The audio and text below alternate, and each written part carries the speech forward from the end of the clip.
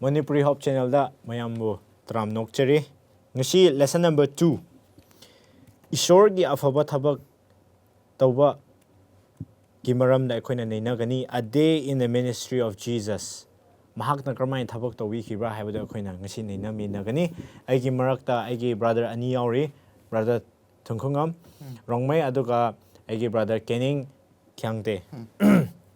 Nabani bishu welcome tawjari. Aduna hojik akoi gi lesson shi haunaba aigi brother Kening nahana pratna tawbiya. Miyam ishor da nijasi. Angthoina thalerba sarga pa ishor thagali na ki ming thagat tabangam de pa ishor maramdi pa ishor na sigumba matama phaba se pibiduna akoi sigumba opportunity pibire haiduni pa ishor gi ming thagali maramdi pa ishor akoi na sandogdori wa pa khuting mak tabi gi do mipum khuting mak tasu pa ishor nangi wa pa se yon han ba oisunu nongi nambu masa khangda mi kya lairam ba yai moingon su se gi mission se yoninga oisunu du nganga dori ba akoi gi ngon su chanbiu haina nijabni sarga tana lokhat bioko. Amen. Amen.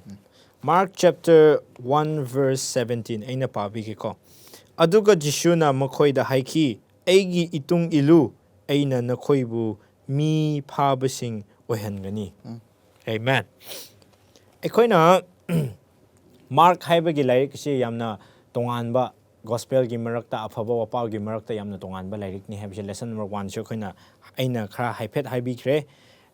Ekoina Luke ki wari si yengma matamda Sabbath mahakna sermon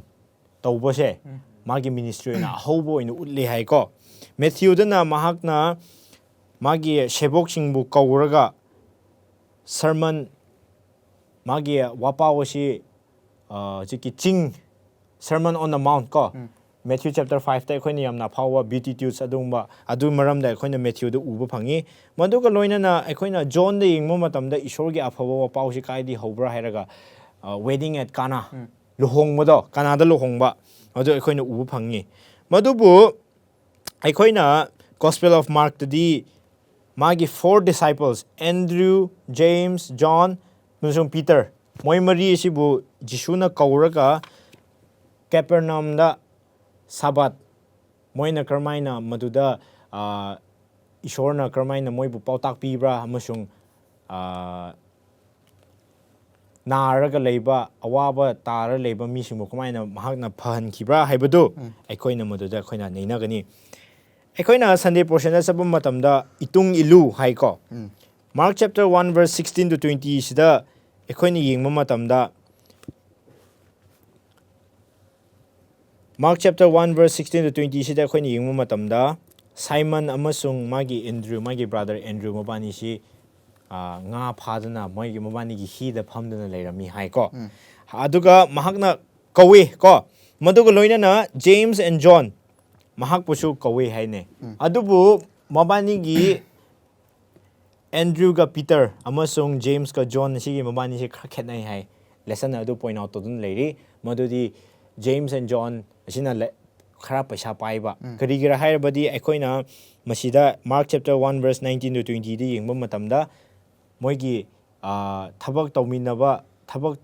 tawnaba haina moina mi thami haine pisa piraga mini aga ko thami hai adubu Andrew ga Peter di mabani khaktani hai ana asi amana pisa khra haina paiba amana di khra ton ba hai tare ko mamani si utuna leiri aduna ekoina si yengma matamda Jisu si lairaba khakta bu kobunate amasung paisa paiba sing khakta bu kobunate ba adubu anini bu kobi haibase magi shebok oinaba mahangna kobi haibase akoina ubu phangi ko maduga loinana aina khra haipet sida haibige madudi Mark tadi yaubi de adubu akoina John da yengma matamda Andrew si shebok amane madudi ishor gi wapau se taraga thajaba shebok amani haine suppose example haije Jishuna hojik nga thiraga leiriba mi singbu direct aigi tungi lo haidi kanani ingani ingadrane khoi marak tasho mi mana direct la aigi tungi lo nga mi phaba mi sing oi hange haidi nang ingadrane adubu nang Jishu gi maramdadi tadi taramani ba tabagi matungina nang thajaraga indraba ingiramani adu oidabadi oithok teba natrabadi ha maduna aikoina si khangmanga me madudi Andrewꯁꯤ Johnda yengma matamda ain haibugumna Johngi waridi yengma matamda John chapter 1 yengma matamda Andrewsi ishorgi wapausi taraga thajaraga magi brother Peter bushu haibiki haibise akoina ubu phangi ko Monday portion da an unforgettable worship service Mark chapter 1 verse 21 to 28 Masida akoina comment tawning ba leibra masida thodok si kari thokibra amasung masida karamba maongda ishorna kamai tare demon possessed tawra leba mi bu mana makamai handle tawra dun comment tawning ba leibra ai kitang hapke ko si Monday portion gi asida uwe ishorna hujiki Andrews ne John ne Peter ne moi challe haye ko sigi Capernaum haiba mafam asida moigi synagogue ta chapa matamda demon possessed tawra leinu pase demon possessed mi na di khang deba adu bu demon possessed tawra nupa dudadi ishor bu masa khange ba ramdi mi na di asin nupa se possessed oya demon sengdaba thawai yawe habse udeba du ishor lakpa matamda nupa du na di ishor ngon yam ase LNG by su ko tawe nupa du na di ishor gi manakta yam changjaningi haye ko adubu changba matamda chatpadu de nupa na ishor manakta ishor do kanara habse moi loina khangeba moi gi wa pau ta khre ngai aina madu da question ma hangem nang comment tawdringi da synagogue hadi church kumane ko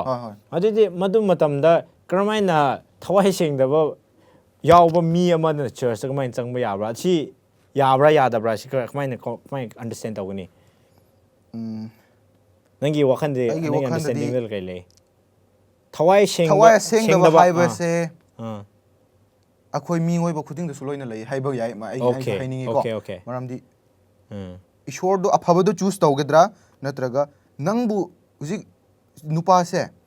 demon phataba thawai na tongma matamda ma tongi haye ko demon possess ni haye ma se adubu mi na di khangdeba ma bu adubu masana su khangbra khangdabra dudi ai su khangde ko adubu hoi synagogue ta lemam ta adubu ishor do ma manak ta changjaningi haye changma matamda ishor manak he yawba aphataba wangangi haye ko sida curse tawi haina haye masi ngauri phauri tawraga mi bu phuraga chaye tawramadi synagogue ta leiramoy ba adu mi sina masana su khangdraga natraga mi nu udaba thawai sengdaba changaga lei habse khangdana leimna okay continue to bi madudi kai to oikibra adu dagi di hoi mana changma ishor gi manak ta chamlaga nupan setan du na recognize tawe hai ko magi thawai phata bu na ishor bu recognize tawe hai kari hai ki jishubu hai ba sorry ko karam recognize taw khibra hai the holy one of God hai na recognize tawe ko aseng ba ishor hai na mana u khi hai do noin hapning ba khar leiro shu happy bi yagan maduda ekhoina brother su leibra okay aina aduda haijar ge madudi yamna peculiar oiba yamna interesting oiba madudi karira hairaga jisuna tumina leyo haine mabugo thawai singdaba dubo tumina leyo aduga nang madigi chathokro haina haine verse 24 dage ena pabige haira he Nazareth ki Jisu nahak ekoi ga kari mari leinabage nahak na ekoi bu manghanaba laklibra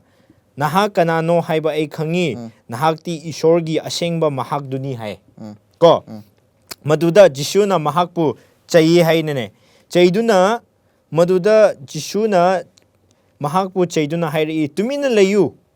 mangondagi thokla u hai masi karigi tumina layu haibase kari hai khibra haibase comment je khon yingma matamda Jisu si kanano haibase utpidri go mi singbo aduga ma si kanano khangdri ne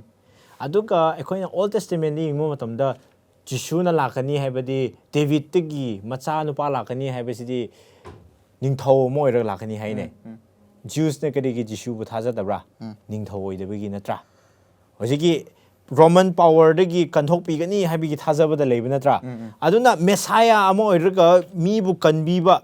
aduga government sidigi Roman power dagi kanbigani haibigi thajaba leibani na moigi wakhanje tongan na ma leiribane ba maduda ishorna magi wakhana si tongan chattanaba haina mina khangdanaba haina mahakna tumina layo haibase haibi khibani haidun leiri commentary se khoina pa matamda ko eventually ꯑꯩꯈꯣꯏꯅ ꯁꯤ continue ꯇꯧꯕ ꯃꯇꯝꯗ ꯏꯁꯣꯔꯒꯤ identity ꯁꯤꯗꯤ ꯏꯁꯣꯔꯁꯤ ꯀꯅꯥꯅꯣ ꯖꯤꯁꯨꯁꯤ ꯀꯅꯥꯅꯣ ꯍꯥꯏꯕꯁꯤ sorry ꯖꯤꯁꯨꯁꯤ ꯀꯅꯥꯅꯣ ꯍꯥꯏꯕꯁꯤ ꯈꯪꯉꯤ ꯍꯥꯏꯌꯦꯀꯣ ꯑꯩꯈꯣꯏꯅ Tuesday portionꯗ ꯆꯪꯁꯤꯀꯣ more Sabbath ministry Mark chapter 1 verse 29 to 34 ꯃꯁꯤꯗ brother ꯅꯪꯅ add ꯇꯧꯅꯤꯡꯕ ꯂꯩꯕ꯭ꯔꯥ ꯀꯔꯝꯍꯥꯏꯅ ꯀꯔꯤ ꯀꯔꯤ ꯑꯣꯏꯈꯤꯕ꯭ꯔꯥ ꯁꯥꯕꯥꯠꯀꯤ ꯁꯤ ꯂꯣꯏꯔꯕ ꯃꯇꯝꯗ ꯁꯦꯅꯦꯒꯣꯛ ꯃꯊꯪꯗ ꯌꯤꯁꯨꯅ ꯀꯔꯤ ꯀꯔꯤ ꯇꯧꯈꯤꯕ꯭ꯔꯥ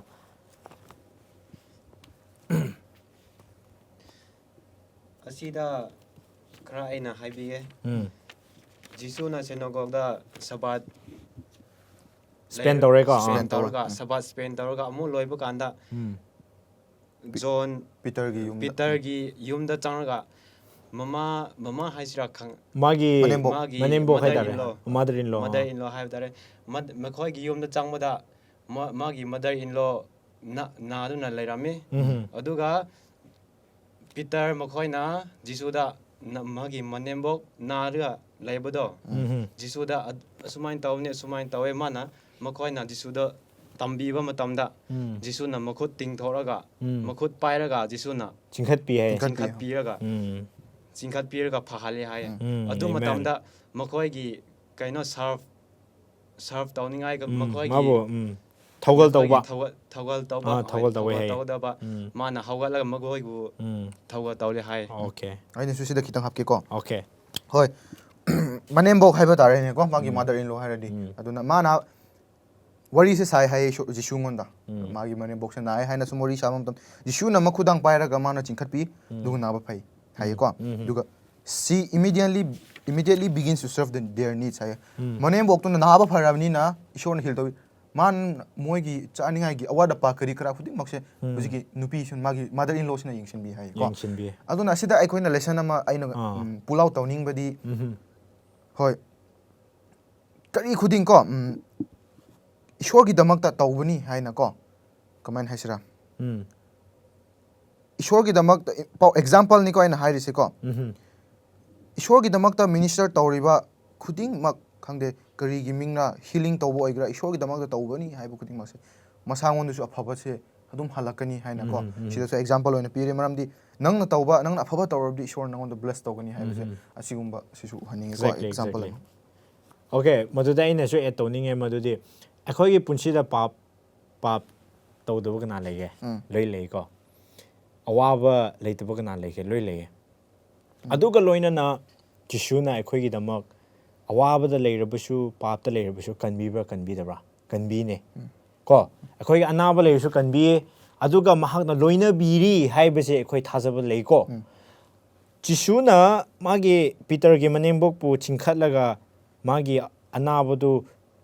ꯂꯥꯏꯍꯧ ꯂꯩꯕꯗꯨ ꯆꯠꯈ꯭ꯔꯕ ꯃꯇꯨꯡꯗ ꯃꯅꯦꯝꯕꯣꯛꯇꯨꯅ ꯇꯨꯃꯤꯟꯅ ꯂꯩꯇꯦꯅꯦ ꯑꯗꯨꯕꯨ ꯖꯤꯁꯨꯕꯨ ꯊꯧꯒꯜ ꯇꯧꯋꯦ ꯍꯥꯏ ꯁꯔꯐ ꯇꯧꯕꯤꯌꯦ ꯍꯥꯏ ꯑꯗꯨ ꯑꯣꯏꯔꯗꯤ ꯑꯩꯈꯣꯏꯒꯤ ꯄꯨꯟꯁꯤꯗꯁꯨ ꯑꯩꯈꯣꯏꯒꯤ ꯄꯥꯞ ꯂꯩꯌꯦ ꯍꯥꯏꯔꯗꯤ ꯏꯁꯣꯔꯅ ꯀꯣꯛꯄꯤꯈ꯭ꯔꯦ ꯍꯥꯏꯔꯕꯗꯤ ꯑꯩꯈꯣꯏ ꯇꯨꯃꯤꯟꯅ ꯂꯩꯐꯝ ꯊꯣꯛꯄ꯭ꯔꯥ ꯃꯁꯤ ꯀꯣꯏꯁꯟ ꯇꯧꯁꯤꯀꯣ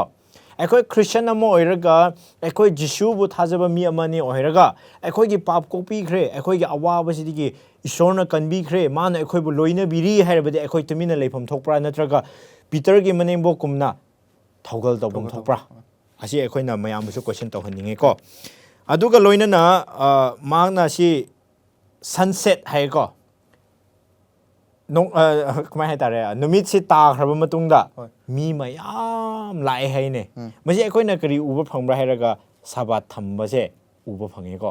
ꯃꯤꯁꯤꯡ ꯑꯗꯨꯅ ꯏꯁꯣꯔꯕꯨ ꯑꯩꯉꯣꯟꯗ ꯀꯟꯕꯤꯌꯣ ꯑꯩꯒꯤ ꯑꯅꯥꯕꯁꯦ ꯀꯟꯕꯤꯌꯣ ꯁꯤ ꯂꯩꯌꯦ ꯍꯥꯏꯕꯁꯦ ꯁꯥꯕꯥꯠ ꯂꯣꯏꯗ꯭ꯔꯤꯉꯩꯗꯗꯤ ꯃꯣꯏ ꯂꯥꯛꯈꯤꯗꯦ ꯍꯥꯏꯅꯦ ꯑꯗꯨꯕꯨ ꯍꯣꯔꯦꯟ ꯅꯨꯃꯤꯠ ꯇꯥꯈ꯭ꯔꯕ ꯃꯇꯨꯡꯗ ꯃꯣꯏ ꯃꯌꯥꯝ ꯂꯥꯛꯑꯦ ꯍꯥꯏꯌꯦ ꯃꯁꯤ ꯁꯥꯕꯥꯠꯀꯤ ꯏꯝꯄꯣꯔꯇꯦꯟꯁꯨ ꯈꯔ ꯁꯤꯗ ꯎꯠꯄꯤꯗꯨꯅ ꯂꯩꯔꯤꯀꯣ ꯑꯗꯣ ꯁꯤ ꯁꯥꯕꯥꯠ ꯂꯥꯛꯑꯦ ꯍꯥꯏꯕꯁꯦ ꯐ꯭ꯔꯥꯏꯗꯦ ꯏꯚꯤꯅꯤꯡꯁꯦ ꯑꯣꯏꯒꯗꯧꯕ ꯖꯥꯠꯂꯥ ꯀꯔꯝ ꯈꯟꯕ꯭ꯔꯥ ꯁꯤꯗꯤ ꯁꯦꯇꯔꯗꯦ ꯂꯣꯏꯕ ꯍꯥꯏꯇꯥꯔꯦ ꯑꯗꯨꯅ ꯂꯣꯏꯔꯕꯀꯣ ꯁꯥꯕꯥꯠ ꯑꯗꯨꯗꯤ ꯀꯔꯤꯗꯤ ꯁꯟꯗꯦ ꯂꯥꯛꯈ꯭ꯔꯦꯅ ꯁꯟꯗꯦ ꯑꯅꯧꯕ ꯂꯥꯛꯈ꯭ꯔꯦꯕ ꯏꯚꯤꯅꯤꯡ ꯇꯨ ꯏꯚꯤꯅꯤꯡ ꯏꯚꯤꯅꯤꯡ ꯀꯣ ꯍꯣꯏ ꯑꯗꯨꯅ ꯑꯩꯈꯣꯏꯅ ꯈꯪꯕ ꯊꯣꯛꯑꯦ ꯑꯗꯨꯗꯤ okay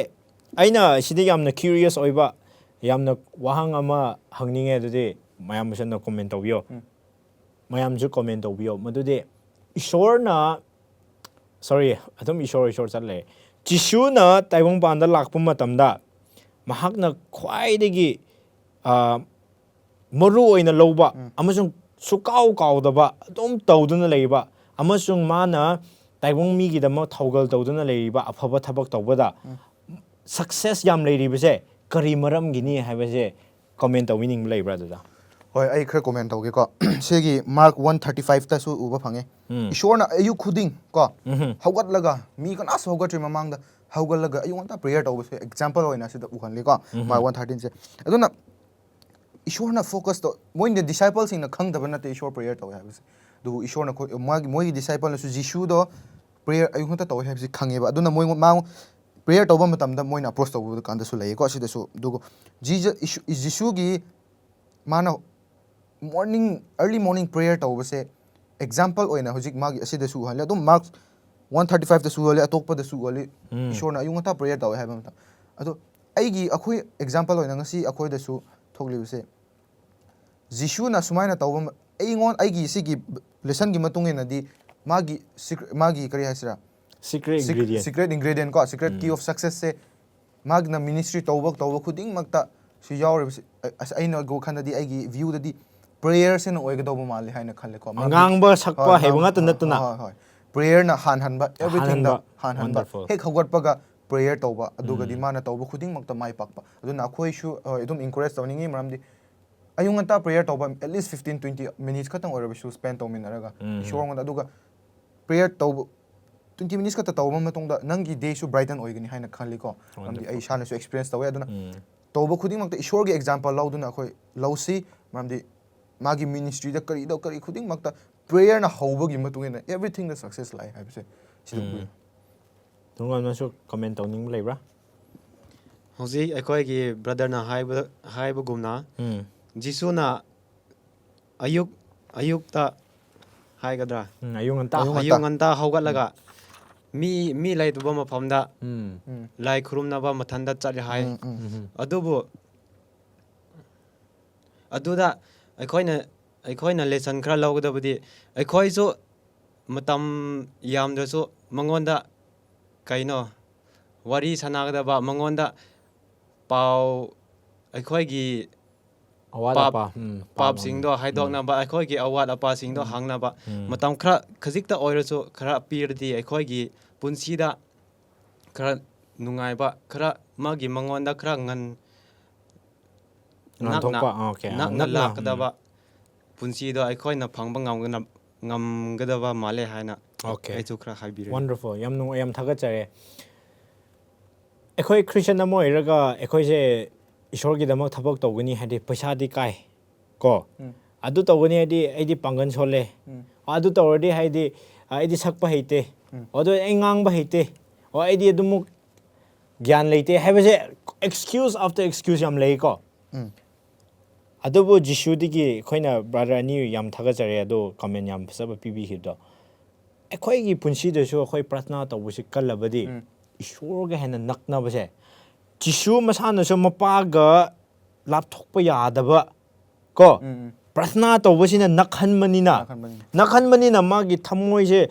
magi taimong banda kari gi lakpra haibasu magoi remind to halene amasung naaga magi nungsi mari do chethanlaga thammanina akhoi gi punsi da su ishorga akhoi gi prarthna sina naknara leirabadi awawa la su akhoi khangmangam ngani ko anaba la su akhoi khangmangam ngani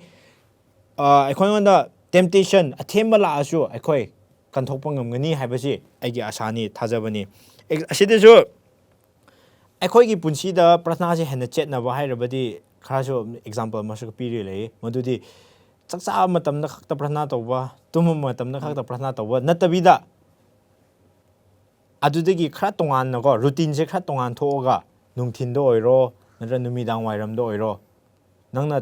prarthna sungtaw tawdom matamdo adum su tawbase khara habit thamu hai maduga loinana nangna prarthna nungti tawribodo khara sangna su marak ti tawo haibase akhoi ngonda takpiduna leiriko Mark chapter 1 verse 40 to 45 sina khoi dingmo matamda leper jishuna leper amabu heal the way hai leper se prohibited oibro oidabra adum matamda leprosy prohibited according to the Moses law ko according to the Moses law akoina Leviticus chapter 13 verse 45 and 46 ti yengma matamda leprosy naba leper naba mi sing asibu sokpa yade haine kredi sokpa mi du moi su unclean oikhani hai go sengdaba mi orni hai aduga nariba mi du sengdaba mi ni haiduna leiri ne aina sida ama aina lothok ningmadi karira haiba matamda Jishu si moigi Pharisee singna moigi matamda yamna mibu inthoga thambagumba ko masi kumasi ishorna thugai balakpani hai sigi wall je samban khara thambase discrimination amaga samban khanara thambase ishorna thugai balakpani haibase akoina chapchama uba phange masida Jishuna mabu soga magi anabadu phalle haine maduda ishor Jishudu mahak sengdaba oidene instead adugi muhutta naraga sengdraga leiba mi adu senghangrene mana wonderful amen amen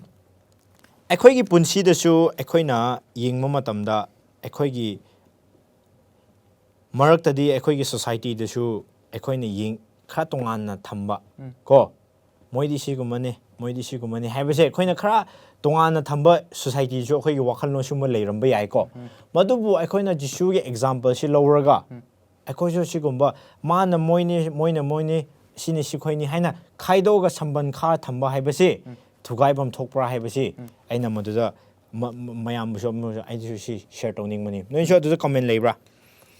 hoi thoidok na haini ai di leitre maramdi hoi ngasi adum lesson se sumnang na sudum roughly dum chatpi khre ko sida dum tambi khre hoi example every tawba khuding Jishu gi example logo do bani haina ko khoi prayer da khangde maramdi duga fellowship tawminaba kada su khande duga hujiki mibu discriminate tawdanaba su ko khoina lawam tam example adu gumba oiba tarabdi khoi maramdi magi disciple oibagi kanaba leiroi maramdi ishorna aigi bu follow to cross to thangalaga aibu inlo haibani maramdi chamana magi awaba khangde anangba khangde aduga full sacrifice su tawraga ko khoina magi disciple oiba matamda asigumba mi laye akhoi da phau laye akhoi isha da phau asimi de sum tawene asimi de sum tawe haiba matamda discriminate tawa akhoi wakhan su laye maram adubu asigumba se tawdabana phaba mal tawroi se maramdi ase Jishu na yadaba mani mana example oina ase sen chumde haina thambiram khraba takpiram khrabni na ko akoina se tawroi se mamdi akho huji kan tawdaba nate loina tawe akhoi miyom puding makta khaiba asengba sengde haina khaiba khangde nangdi phajei thi haina khangda singum se akhoi tawe haina se thamningi ko tungam se comment toning leibra roibida asida aiso example khara lo thorga haibirage miyamda asida leper naba apa nupa aduna Jisuda thajalaga mangonda laadi Jisuda laadi ma phahan mangamni haiba thajabagi mana mangonda lakpani amen adugi aikhoi chu ma anaba nupa na Jisu gi manakta lapagumna aikhoi chu mangonda aikhoi gi thamoida pap lairasu aikhoi gi asonba lairasu Jisuda thajaraga lagadi mana aikhoi busu phahanamuni phahangani haina ai thajabam wonderful hujiki leper nabagi amor pagum na khoi ngonda kya leirabasu ko ishor ngonda changjasi haibase nang na haining mani ko yam phajei akhoi gi society de su yengwa matamda asidi ngausinaba ngangni sigumadi simba tinadabna phai haine adubu Jishu di sokanu haiba mi du soga ma sengdabo oihandabina tabida mi do ina senghanbieba chamana akhoi gi punchi de su tinaba do oiro natraga mi bu loina bibada oiro loinaba oiro ko moiga sengdabo oiraga adum oithokpa natabida kanbiba ko ishor da changaga khoi pulap sengdokpa haibasi puraknaba du tawse haibasi mayam jo haininge aroiba jo aina last comment da adudi karira haiba matamda society da aikoina je pap chele haiduna inthok piba ko madi asigumba church suka ka daba mi ne madi singausinaba mi ne imung munung da dum yana daba mi ne haina inthoga church tigi inthokpugumba natraga ishorge thabak tawbada inthokpugumba haibase aikoina society da hojik thoibana thoktabana te thoibani sigumba leirabadi akoina karmaina nungsina ko ishorna karmaina moibo ꯆꯦꯜꯂꯕ ꯃꯤꯁꯤꯡꯕꯨ ꯑꯩꯈꯣꯏꯅ ꯅꯩꯅꯔꯛꯀꯅꯤꯀꯣ ꯀꯔꯝꯍꯥꯏꯅ ꯄꯥꯞ ꯆꯦꯜꯂꯕ ꯃꯤꯁꯤꯡꯕꯨ ꯃꯍꯥꯛꯅ ꯀꯔꯝꯍꯥꯏꯅ ꯂꯣꯏꯅꯕꯤꯕ꯭ꯔꯥ ꯅꯨꯡꯁꯤꯕꯤꯕ꯭ꯔꯥ ꯍꯥꯏꯕꯗꯣ ꯑꯩꯈꯣꯏ Christian ꯑꯃ ꯑꯣꯏꯔꯒ ꯏꯁꯣꯔꯒꯤ ꯁꯦꯕꯣꯛꯅꯤ ꯏꯁꯣꯔꯒꯤ ꯍꯥꯏꯕ ꯏꯟꯕ ꯏꯁꯣꯔꯒ ꯂꯣꯏꯅꯕ ꯃꯤꯁꯤꯡꯅꯦ ꯍꯥꯏꯔꯕꯗꯤ ꯑꯩꯈꯣꯏꯁꯨ ꯀꯔꯝꯍꯥꯏꯅ ꯑꯗꯨꯒꯨꯝꯕ ꯃꯤꯁꯤꯡꯕꯨ ꯑꯩꯈꯣꯏꯅ ꯏꯟꯊꯣꯛꯇꯕꯤꯗ ꯀꯔꯝꯍꯥꯏꯅ ꯂꯧꯁꯤꯟꯕꯁꯦ ꯀꯔꯝꯍꯥꯏꯅ ꯍꯩꯒꯗ꯭ꯔꯥ ꯀꯣ ꯀꯔꯝꯍꯥꯏꯅ ꯅꯨꯡꯁꯤꯅ ꯃꯣꯏꯕꯨꯁꯨ ꯏꯁꯣꯔꯒꯤꯗꯃꯛ ꯍꯥꯏꯅ ꯏꯁꯣꯔꯕꯨ ꯄꯨꯁꯤꯟꯕꯤꯕ ꯉꯝꯒꯗ꯭ꯔꯥ ꯍꯥꯏꯕꯁꯦ ꯑꯩꯈꯣꯏꯅ ꯍꯣꯠꯅꯁꯤ ꯍꯥꯏꯕꯁꯦ ꯃꯌꯥꯝꯕꯨ ꯑꯩꯅ ꯑꯔꯣꯏꯕꯗ ꯁꯤꯁꯨ ꯍꯥꯏꯅꯤꯡꯕꯅꯤ ꯌꯥꯝ ꯊꯥꯒꯠꯆꯔꯦ ꯑꯩꯒꯤ ꯕ꯭ꯔꯗꯔ ꯀꯦꯅꯤꯡ ꯑꯃꯁꯨꯡ ꯕ꯭ꯔꯗꯔ ꯊꯣꯡꯒꯉꯝ ꯌꯥꯝꯅ ꯐꯖꯕ ꯂꯦꯁꯟꯁꯤꯒꯤꯗꯃꯛ ꯃꯌꯥꯝꯅꯁꯨ ꯂꯦꯁꯟ ꯑꯁꯤ ꯇꯥꯕ ꯈꯛꯇ ꯅꯠꯇꯅ ꯁꯤꯌꯔꯁꯨ ꯇꯧꯕꯤꯌꯨ ꯑꯃꯁꯨꯡ ꯀꯣꯃꯦꯟꯁꯨ ꯇꯧꯕꯤꯌꯨ ꯑꯗꯨꯒ ꯏꯁꯣꯔꯒꯤ ꯋꯥꯄꯥꯎ ꯑꯁꯤ ꯍꯦꯟꯅ ꯁꯟꯗꯣꯛꯄ ꯉꯝꯅꯕ ꯑꯃꯁꯨꯡ ꯏꯁꯣꯔꯒꯤ ꯑꯅꯤꯁꯨꯕ ꯂꯥꯛꯄꯁꯦ ꯊꯨꯅ ꯂꯥꯛꯍꯟꯅꯕ ꯑꯩꯈꯣꯏꯅ ꯏꯁꯣꯔꯕꯨ ꯉꯥꯏꯗꯨꯅ ꯂꯩꯁꯤ ꯃꯌꯥꯝꯕꯨꯁꯨ ꯏꯁꯣꯔꯅ ꯍꯦꯟꯅ ꯄꯣꯔꯕꯤꯕ ꯑꯣꯏꯁꯅꯨ ꯌꯥꯝ ꯊꯥꯒꯠꯆꯔꯤ ꯑꯦꯃꯦꯟ